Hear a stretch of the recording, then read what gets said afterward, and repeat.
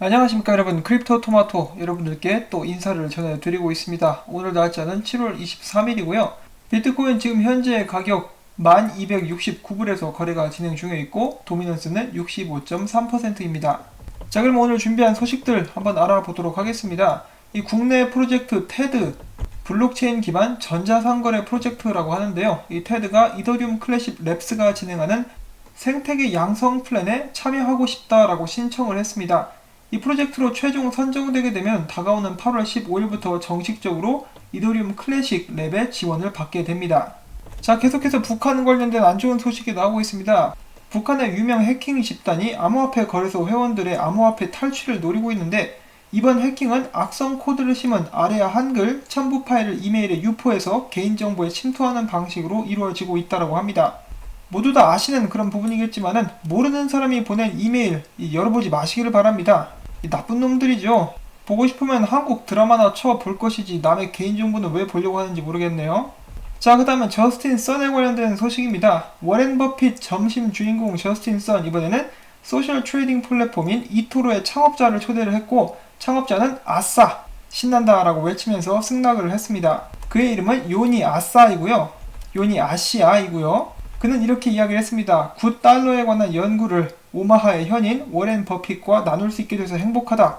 여기서 말하는 $9는 블록체인 기술을 통해서 부의 불평등을 줄이는 연구를 수행하는 비영리 프로젝트입니다. 이 외에도 CNBC 크립토 트레이더의 진행자인 렌 유너도 초대가 되었었다고 하는데, 나는 세계 여행 중이라 못 가겠다라고 이야기를 했다고 합니다.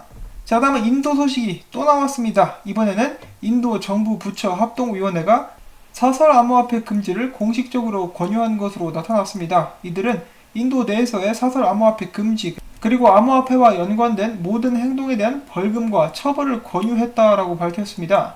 진짜 인도도 엉망진창이죠. 언제는 또 금지를 안 한다, 또 다른 기관에서는 튀어나와가지고 금지를 해라. 이 간디가 보고 비트코인을 보고 이렇게 웃고 있죠. 잘하는 짓이다 라고 이야기를 하고 있는 것 같습니다. 자, 그 다음에 리브라에 관련된 소식 또 나왔습니다. 최근에 텔레컴스닷컴에서 미국인들과 영국인들을 상대로 설문조사를 했는데 49%는 암호화폐, 페이스북 암호화폐를 불신한다라고 이야기를 했습니다. 자, 겨우 49%밖에 안 되나라는 생각이 들었는데요. 그만큼 이제 리브라가 막상 출시가 되면은 사용할 사람들이 꽤 많다라고도 저희가 예상을 해볼 수가 있겠습니다.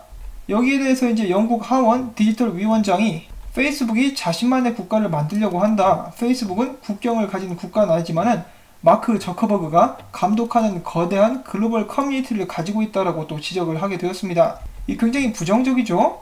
여기에 의해서 케냐 중앙은행도 리브라 반대 여론에 동참하겠다라고 밝혔는데, 케냐의 중앙은행장은 이렇게 이야기를 했습니다. 케냐 중앙은행은 암호화폐를 효과적으로 규제하기 위해서 글로벌 규제 당국들과 협력하고 있다.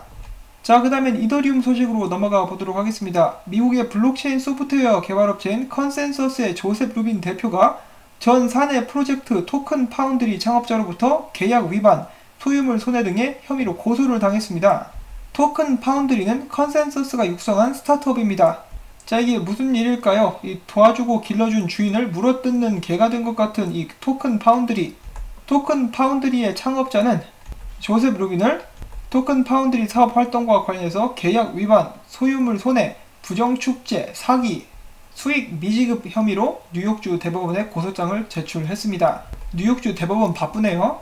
자, 그 다음에 지금 보시는 것은 이더리움 차트입니다. 이더리움 이야기가 나와서 잠깐 보는데, 지금 있는 이 트렌드 라인을 따라서 가고 있다. 앞으로 하락한 후에 맞고 위로 올라가게 될 것이다 라고 이 분석가가 분석을 하고 있습니다. 근데 여기서 맞고 떨어질 수도 있겠죠. 항상 조심해야 되겠습니다. 자, 그 다음은 미국 SEC에 관련된 소식입니다. 암호화폐 본격적으로 미국 증권거래위원회 산하에 편입되나? 미국 증권거래위원회가 미국에서 영업하는 모든 증권사의 자율규제기관으로 인정하는 금융산업규제기구 FINRA를 통해서 암호화폐에 관련된 광범위한 새로운 규제안을 발표를 했습니다. FINRA 회원기업은 암호화폐에 관련된 사업을 실시하기 전에 FINRA에 대한 보고 및 협의를 의무화해야 되는데, 마치 중국 같죠? 중국도 이런 식으로 하고 있는데, 아무튼 이번 새로운 규제안은 펀드부터 ICO 참가, 거래 운영까지 폭넓게 그 규제의 대상이 된다라고 이야기를 합니다.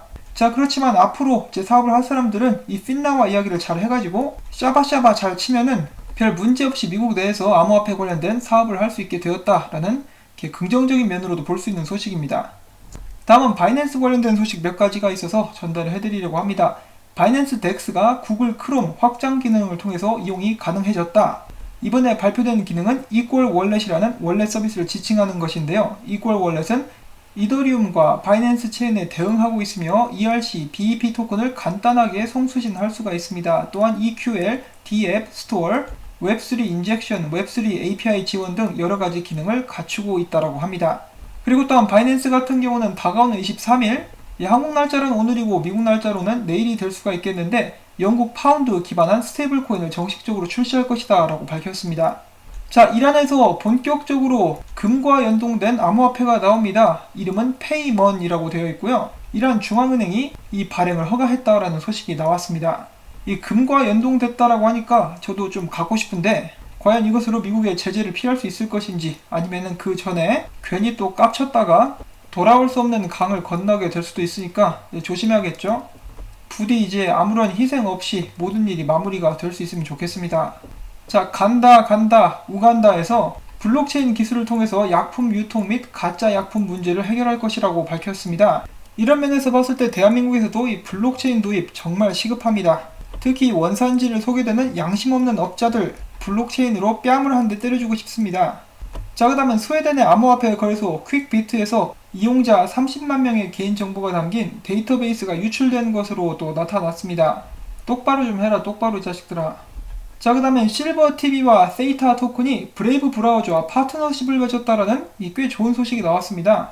이들은 서로 홍보하는데 합의를 했다라고 하는데 세이타와 이제 브레이브 브라우저, BAT 토큰 앞으로 꾸준히 발전하는 모습을 기대를 해봅니다.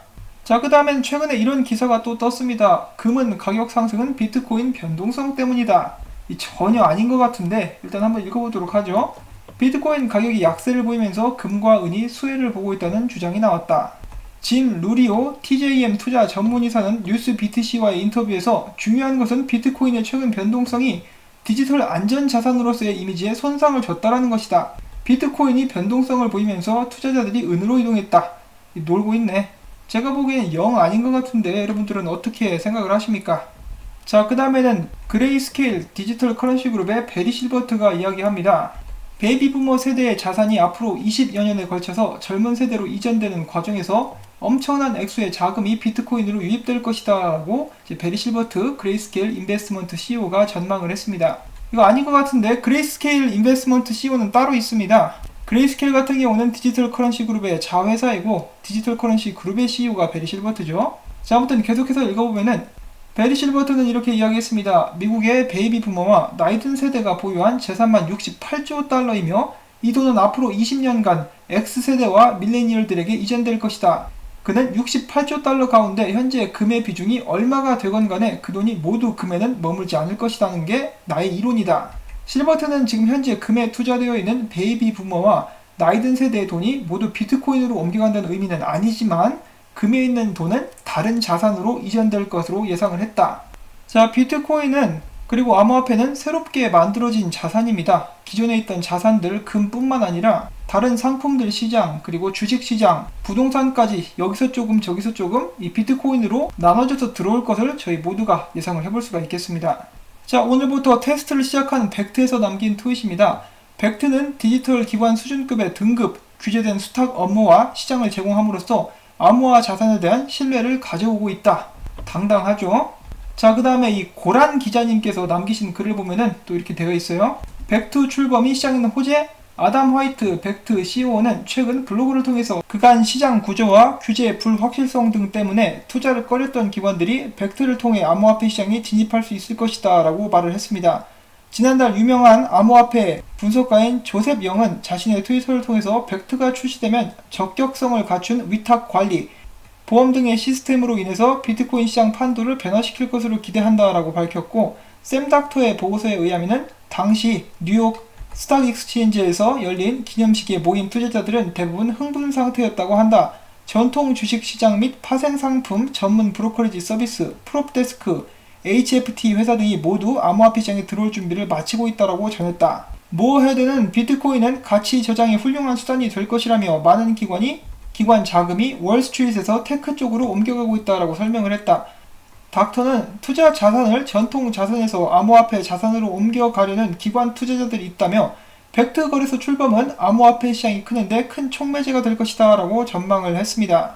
자, 그 다음에 이 기자님께서 이제 한 가지 짚은 것이 또 여기 있죠.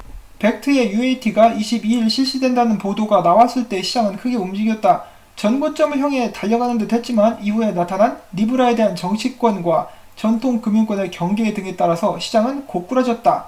물론 테더 스캔들의 그림자도 예전하고 이 망한 놈의 테더, 이 다음에 테더에 관련된 짧은 기사가 있는데 그것으로 넘어가기 전에 일단 벡트에 대해서 이야기를 하고 있기 때문에 여기 있는 이 부분 조금 더 자세히 보도록 하겠습니다.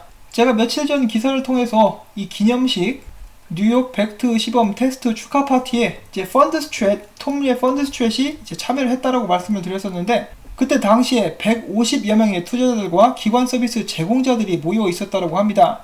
거기 있었던 투자자들은 벡트에 대해서 흥분을 감추지 못했으며 매일 현물 거래가 진행된다는 것을 기뻐했다. 그곳에는 다양한 투자자들이 있었고 이름난 브로커리지 서비스를 포함한 기관 거래소, 그리고 거기 있던 대부분의 사람들은 자산과 파생상품 전문가들, 그리고 몇몇의 거대한 초단타 거래소 관계자들이 모여 있었고 결론적으로 이런 어마무시한 기관 관계자들이 암호화폐 시장에 뛰어들 준비를 하고 있다라고 이야기를 하고 있는 것이죠. 기분이 좋은 것 같기도 한데 좀 살벌합니다. 특히 이제 기존의 시장에서 초단타 거래소를 운영하던 사람들이 이 비트코인 시장으로 넘어온다 그러면 지금 나와 있는 고래들 싹 그냥 작살로 꽂아버리고 비트코인이라는 바다를 잡아먹으려고 하지 않을까 하는 그런 생각이 듭니다. 자, 그 다음에 앞에서 잠깐 말씀을 드렸던 비트파이넥스 관련된 짧은 소식이 있는데요. 비트파이넥스와 테더사가 최근 제출한 법률 문서를 인용하면서 이 두 회사가 2018년 전까지 뉴욕 투자자들에게 서비스를 제공했다는 내용은 오해의 소지가 있다라고 전하면서 실제로 우리는 뉴욕에 실체가 없는 외국 회사와만 사업을 진행을 했다. 비트파이넥스는 2017년 1월과 8월 뉴욕 투자자와 미국 거주자들에 대해서 서비스를 중단했다라고 주장을 했는데 그러면서도 나중에 또 갤럭시 디지털과 연관이 있는 것도 밝혀졌죠. 관련된 뉴욕 쪽에 은행 계좌들도 있었고요. 지금 좀 불안한데 부디 아무 일 없이 잘 넘어갈 수 있기를 바라봅니다. 자, 그 다음엔 비트코인 분석도 보도록 하시죠. 이 조시 레이저가 이야기합니다. 비트코인이 4시간봉 지지선 아래에서 마감을 했으나 전에 페이크아웃이 있었던 것을 기억하라. 마감되자마자 바로 가격이 다시 올랐다. 일봉 기준으로 봤을 때는 아직 지지선 위에서 거래가 진행되고 있다. 장시간 차트로 보는 것이 언제나 더 중요하며 다음 4시간 동안 어떻게 움직일지 주목해야 된다라고 이야기를 해주고 있습니다. 이 사람들을 겁줘서 많이 털고 있으니까 신중하게 좀 투자를 해야 된다라고 이야기를 하고 있는 것 같습니다. 일단 여기서 버텨줄지 아니면은 밑으로 내려갈지 계속해서 업데이트 되는 대로 여러분들께 이 분석을 전달해 드리도록 하겠습니다.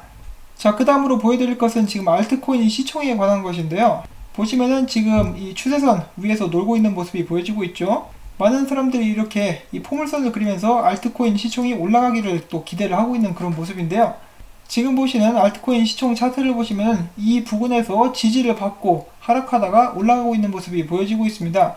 이 저항선을 뚫고 올라갔다가 지지를 받고 제대로 올라갈 수 있으면은 더 큰 상승을 저희가 또 기대를 해볼 수가 있을 것인데 그와 동시에 비트코인 도미넌스 차트인데 보시면은 이 추세선을 뚫고 이 도미넌스가 떨어진 그런 모습을 보실 수가 있습니다. 자, 과연 많은 사람들이 바라는 알트코인 시즌 올 수 있을 것인가? 한치 앞을 내다보기 힘든 암호화폐 시장, 호재와 악재가 이제 둘이 딴따라 댄스를 추고 있는 이런 상황이기 때문에 저희가 잘 지켜보면서 대응을 하고 특히 또 이제 저희 시청자 여러분들 항상 수익 내시면서 수익보다 더 중요한 여러분들의 자본금 그리고 건강 지키실 수 있기를 바랍니다. 이 영상이 도움이 되셨다면 언제나 그렇다시피 구독과 좋아요 그리고 제가 계속해서 이 채널을 유지하고 열심히 일할 수 있도록 광고 시청을 처음부터 광고가 끝날 때까지 꼭 부탁을 드리면서 저는 물러가려고 합니다. 이 광고 봐주시는 분들 덕분에 여러분들 한 분 한 분이 봐주셔가지고 제가 계속해서 이렇게 유튜브 채널을 유지할 수 있음에 다시 한번 감사 말씀 전해드리면서 안녕히 계십시오 여러분.